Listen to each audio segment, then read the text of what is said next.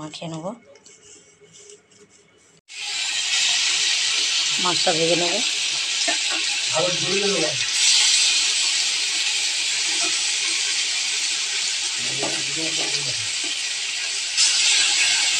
মাছটা ভাজা হয়ে গেছে, কড়াই থেকে তুলে নেব।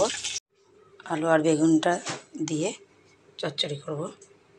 বাটাটা দেবো, আদা বাটাটা দিয়ে দেবো, 1 চা চামচ আদা বাটা, 1 চা চামচ রসুন বাটা, 1 চা চামচ জিরে বাটা, 1 চা চামচ লঙ্কা বাটা। গন্ধটা চলে গেছে, ভাজা হয়ে গেছে।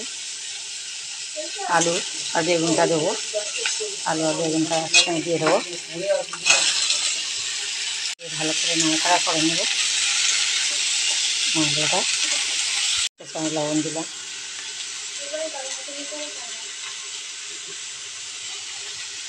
1/2 চা চামচ হলুদ গুঁড়ো,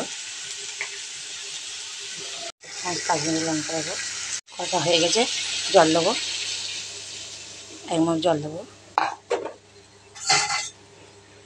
দিয়ে নেড়ে চেড়ে ঘেঁটে ঢাকা দেবো।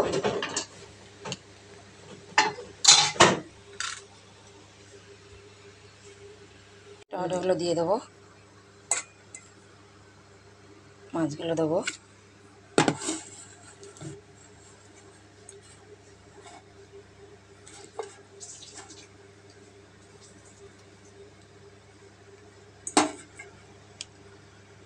ধনেপাতা দিয়ে নামিয়ে নেব।